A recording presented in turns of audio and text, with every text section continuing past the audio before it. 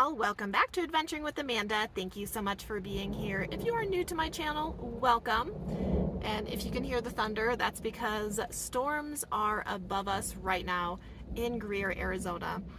And this video is going to be about camping in Greer. I'm specifically showing you around, giving you a little bit of historic insight into Greer, and talking about the different camping opportunities.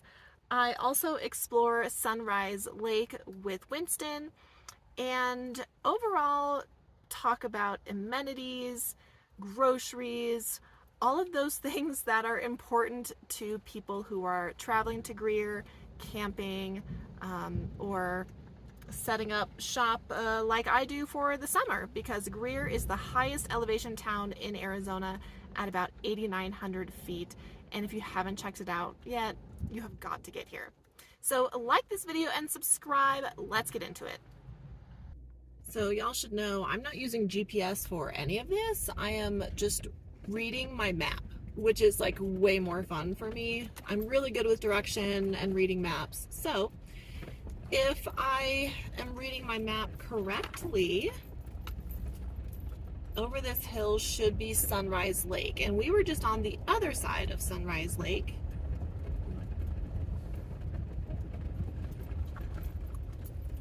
And this should take us to it.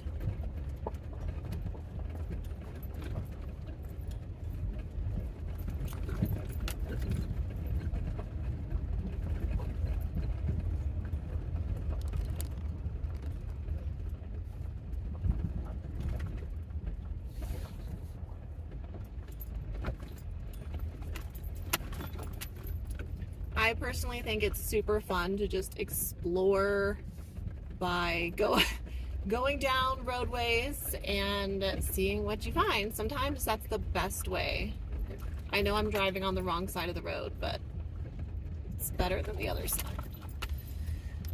Okay, let me adjust my camera here. Let's see. Perhaps this way? Oh yes, perhaps I'm right. There it is. Pretty. Okay, there's other people parked here too. Nice. I couldn't see this little parking lot from the road, so let's scope it out. Well, this is very beautiful. A small lake, just like a lot of them around here, but there are lots of people out fishing. That's fun.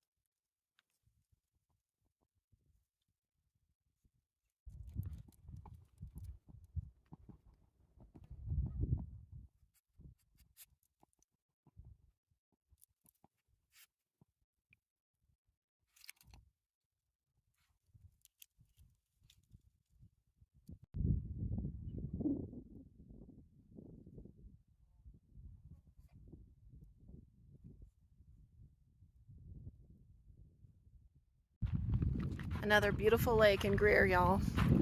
I'm not shocked. It's gorgeous, and this day couldn't get any more pristine. Kiddos liking it. It's been a really fun morning so far, traversing junction 112, but I'm going to go back to 112 and keep going on it because earlier I turned right. I want to go left and see what's over there.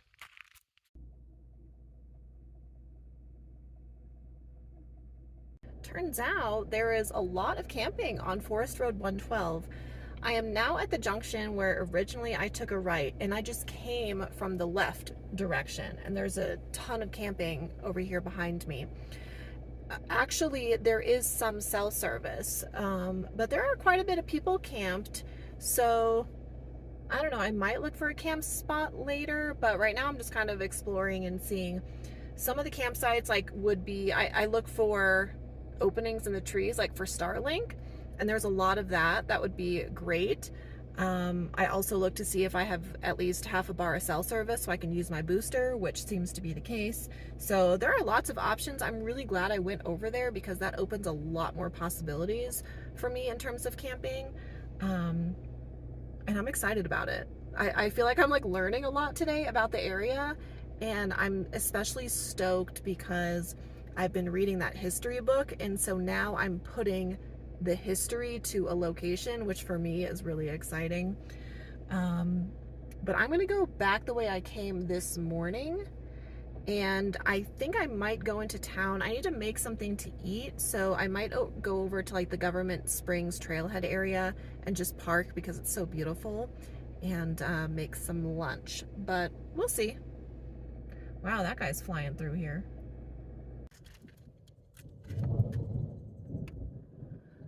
Storms are brewing, y'all.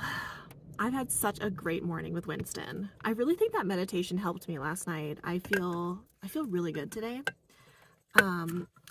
So I found a camp area that I'm interested in camping at. Sorry, I'm opening my can of refried beans here and struggling.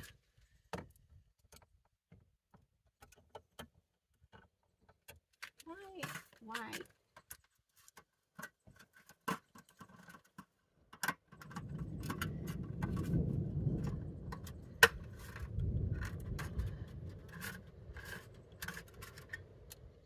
So I found an area I'm interested in camping in. Because Brock is going to meet me up here tomorrow night. I think it's tomorrow. But of course we both prefer like super private campsites, especially because I like to have Winston off leash if possible. And also we like to have like our lights and our music and stuff going. So if you have neighbors, you just like can't really do that because we're respectful. But I'm hungry, so I'm gonna make a bean and cheese burrito and kind of watch this rain come in. That's Bunch Reservoir behind me, which is part of the 3 Greer lakes, and this is one of my favorite spots just to hang out and chill. So I'll put together my burrito, maybe post a few things on social media, hang out with Winston. And it's only 11 a.m., so I have my entire day to possibly go find a campsite. But I want to find something so Brock and I have a place to go, and so also tomorrow I can just kind of like hang out at camp, shower, get my solar in, all that sort of stuff. Because today we're supposed to have storms. Tomorrow it's supposed to be like 73 and sunny, so I'd like to just be able to get a bunch of stuff done around the van if possible. So that is the current plan.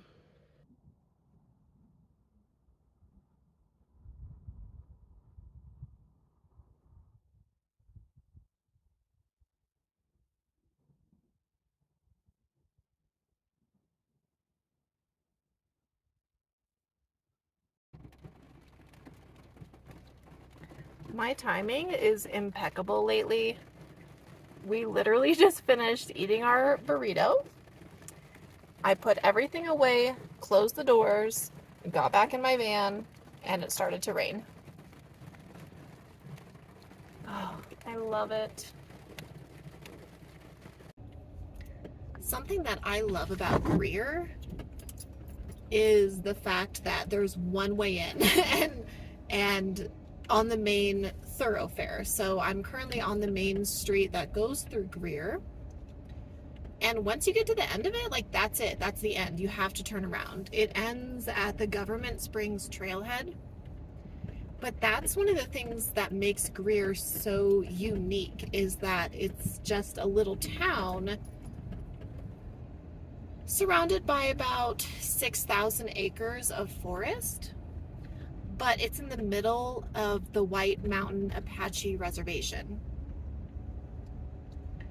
So it's very limited, and there's no amenities like for van lifers, like showers. There's not a water fill up. There's no groceries. I mean, there's a couple little stores where you can pick up a few things, but otherwise you need to travel to Eager and Springerville, but that's only about a 20-minute drive. So I really like that about Greer.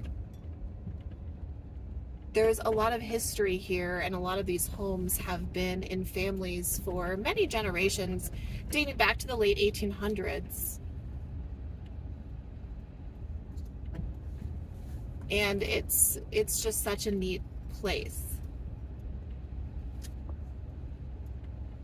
And these little roads will take you back to some of the more historic places. And I do want to explore them one of these days.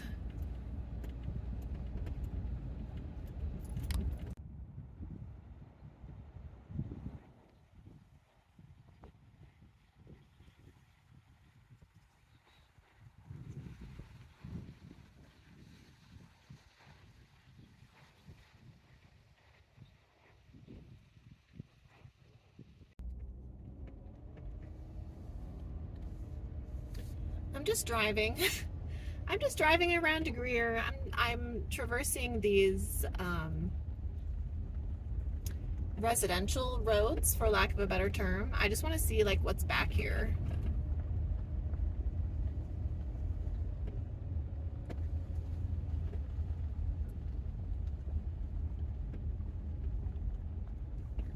Tim's Fishing Lodge. Stop, private road, no trespassing. Okay. I guess that means I need to turn around.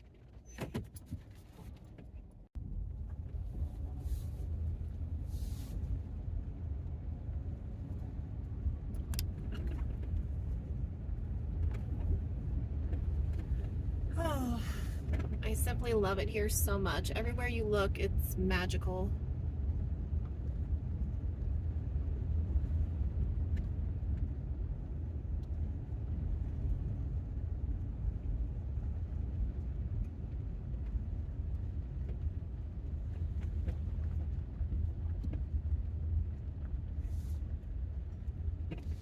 So these are the Antler Ridge cabins that I just kind of drove through. There's no hotels, but there are cabins you can rent around here, and they all look so cute.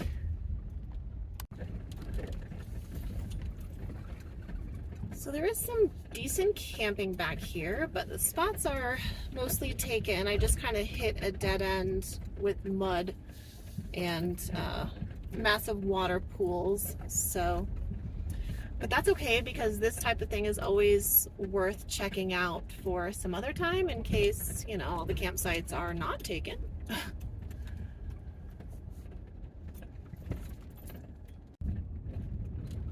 It's always fun to see other people in minivan campers. It's kind of a rarity. But we are, as you can see, expecting storms here this afternoon.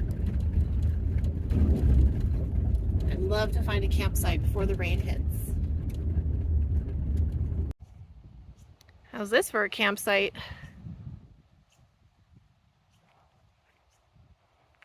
There's no one around. I have a couple bars of cell service, so with my booster I'll be in good shape.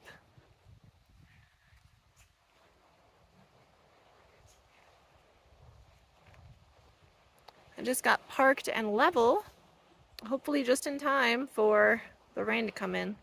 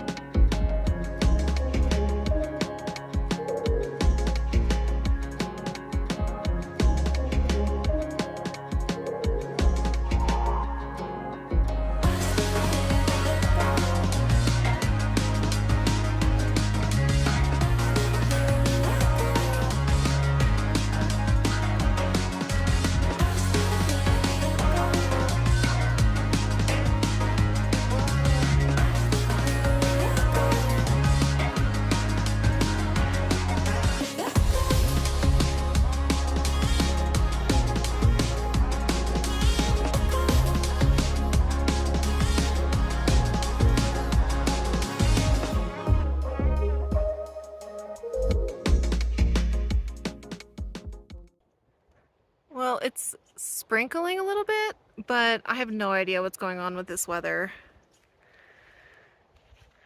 because there's like bright blue sky over there. So until it starts downpouring, I'm just going to work on cleaning the van and getting set up because I'm going to stay put here for a couple nights, or 3 nights probably. So I'm going to set up anything I can that I don't mind getting soaked, or anything that I can cover up with a tarp. Like I can cover my chair and Winston's playpen with the tarp while he works on his smartphone there. But what an awesome day it's been.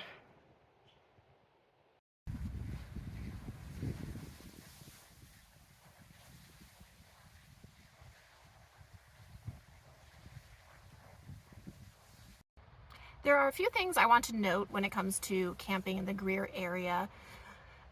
Since it is surrounded by the White Mountain Apache Reservation, you do need a permit to fish and to camp on the lakes. Many of the lakes that I've been visiting lately, like A1 Lake, Holly Lake, Sunrise Lake, they all require permits for fishing, camping, and any sort of water activity. So make sure that you grab your permit. I'm not sure where to get one locally in person, but you can purchase them online as well. I'm not sure what the cost is for a fishing permit, but I know like at Holly Lake it was $9 a night to stay at the primitive campground. Also, there are 2 campgrounds in Greer. One is primitive, and that is the Benny Creek campground. I believe it's $10 a night to stay there. And then across the street is the Rolf C. Hoyer campground. I believe that that campground has electric hookups. They also have showers for $12. I have not visited that campground.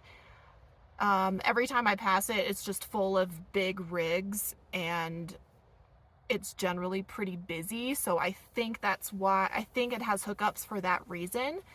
I did check out Benny Creek Campground in a previous video, and like I said, it's primitive, so there are no electric hookups, but there is water, there are dumpsters, and picnic tables and fire rings. So those are the 2 campground options. Like I stated earlier, if you need groceries, the closest place you'll be able to go is Eager, and that's about 20 to 25 minutes. But it's a super easy and very pretty drive. So yeah, I just wanted to make sure that I mentioned those things, especially the permits for the Apache Reservation, because you do not want to get in trouble. But with that being said, I hope that this video was entertaining and helpful to you. Just a reminder that I find my campgrounds or my campsites on the app called iOverlander, but as I also stated earlier in this video, I often just like to drive around and explore and see what I can find. You can see on Google Maps whether you are in National Forest or on BLM land, so that is helpful too, especially when you're in a place like this that backs up to Indian Reservation. Thank you so much for taking the time to watch this video all the way through. I will wrap it up here and see you guys next time.